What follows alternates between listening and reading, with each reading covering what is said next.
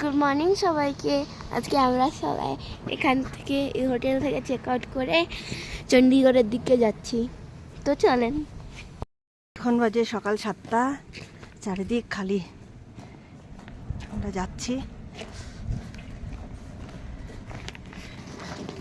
পুরো রাস্তা খালি, ঠান্ডা হাওয়া।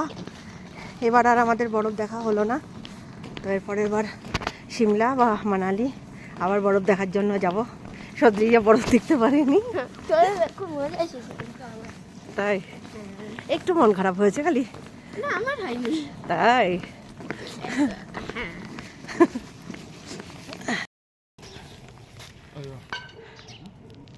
সকালের সিমলা।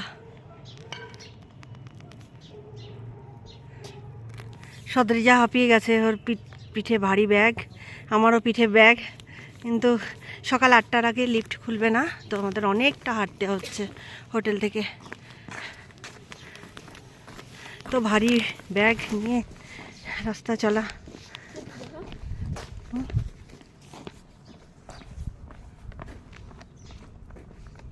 কি এটা? ও হ্যাঁ, দেখি। আমাদের হোটেল এখানে হবে মনে হয়। এগুলোর মধ্যে কোথাও আমাদের হোটেল। চলো, আমরা হেঁটেই চলেছি, রাস্তা শেষ হয় না। এই দিক দিয়ে নিচে যেতে হবে, নিচের রাস্তায়, তারপরে আরো নিচে।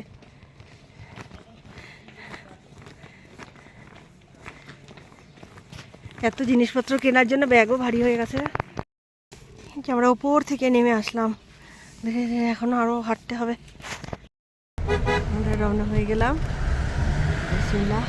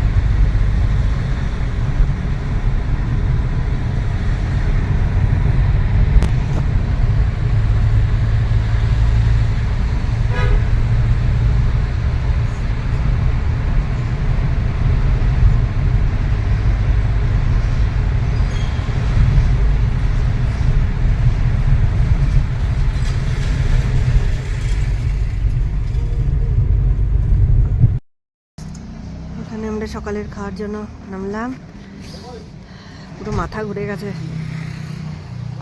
গোল গোল করতে করতে।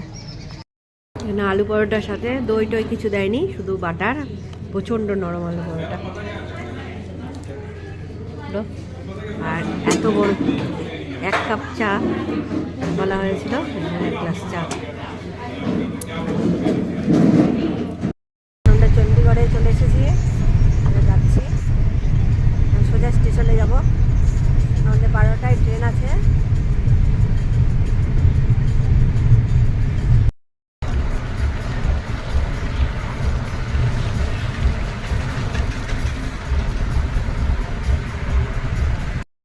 আমরা চণ্ডীগড় স্টেশনে পৌঁছে গেলাম, আমাদের 12টায় ট্রেন আছে। এখন বাজে 11টা বাজতে একটু দেরি আছে, তো গিয়ে সবার আগে একটু চা খাবো, খুব ঠান্ডা লাগছে। চলো,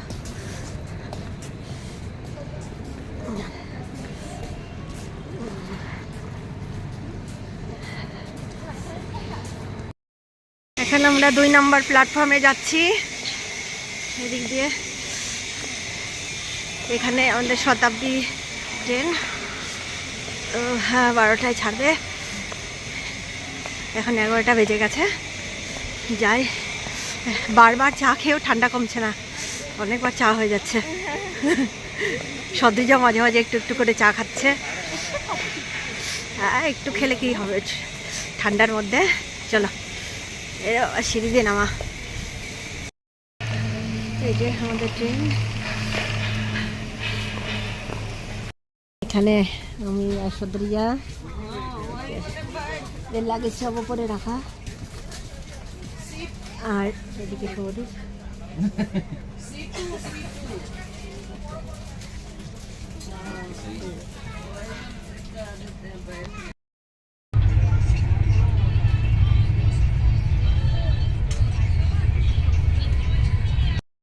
খাবার চলে এসেছে। খাবারে দেখি কি কি দিয়েছে। এখানে আছে ভাত, ডাল, একটা সবজি, পনির ডিশ, দই, ভাত, ডাল, পনির, আলু ভাজা, মটরশুঁটি দিয়ে রুটি, সাথে দই। খাওয়ার পর দিয়ে গেল আইসক্রিম। সদরিজা ঘুমাচ্ছে। যে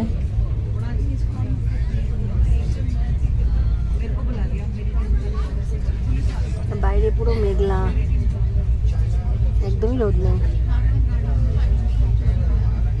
পৌঁছে গেছে দিল্লি স্টেশনে।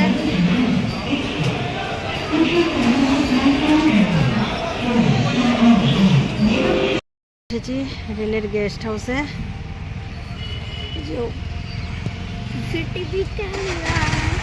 আমি কিচ্ছুরি করেছি। আসলাম।